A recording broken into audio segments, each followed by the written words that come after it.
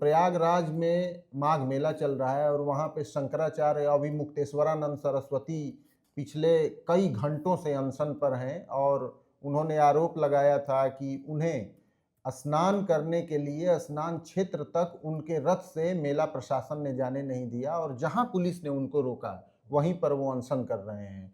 अब इस मामले में अनुराग एक नया डेवलपमेंट ये आ गया है कि मेला प्रशासन ने अभिमुक्तेश्वरानंद सरस्वती को ये पत्र लिखा है कि आप ये बताइए कि आप शंकराचार्य कैसे हैं। शंकराचार्य की उनकी पदवी पे मतलब सवाल उठाया है और मैं बता दूं कि पिछले कई सालों से अभिमुक्तेश्वरानंद को लेकर ये जो सवाल का जिन्न था ये बैठ गया था, शांत हो गया था। हाँ, वो चर्चा खत्म लगभग सी हो गई। स्वरूपानंद सरस्वती के निधन के बाद उत्तराखंड की जो ज्योतिष पीठ है उसके शंकराचार्य अभिमुक्तेश्वरानंद सरस्वती को बनाया गया था। उनके चेले होने के क्रम में जब उनको ये पदवी दी गई थी तब जोशीमठ से लेके बनारस तक उनका बहुत विरोध हुआ था। उनकी जाति को लेकर भी विरोध होता रहा है और तमाम विवाद होते रहे, विरोध क्या विवाद होते रहे। हालांकि बाद में ये साफ हुआ कि वो ब्राह्मण है। लेकिन बड़ी बात यह है कि मेला प्रशासन को अचानक अभिमुक्तेश्वरानंद से ये क्या पूछने की जरूरत पड़ गई कि आप शंकराचार्य हैं या नहीं हैं।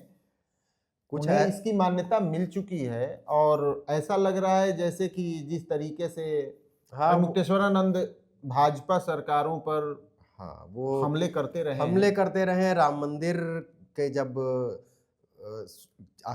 राम मंदिर का जब कार्यक्रम हुआ था तभी उनको शंकराचार्य उद्घाटन का जब आमंत्रण नहीं मिला था शंकराचार्यों को, तो बड़ा मुखर थे ये तो यानी पटरी तो इनकी सरकार से नहीं बैठ रही थी, लेकिन फिर भी ये जो धर्म कर्म के और संतों के काम में जो कुछ हो रहा है ये दुर्भाग्यपूर्ण है। ये एक और बड़ी बात मुझे समझ में आ रही है अनुराग कि वैसे आमतौर पर माघ मेले में शंकराचार्य स्नान करने के लिए आते हों, ऐसा मैंने बहुत स्पॉट नहीं किया क्योंकि मैं सालों इलाहाबाद में रहा हूँ।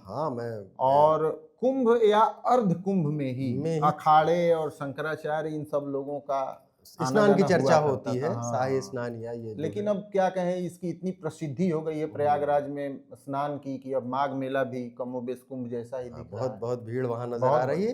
लेकिन ये शंकराचार्य से जुड़ा विवाद गहराता जा रहा है और इसमें तरह तरह की चीजें हो रही हैं। तो यूपी में आज में यहीं तक, कल फिर हम हाजिर होंगे सुर्खियों के साथ बातचीत के लिए। धन्यवाद, नमस्कार।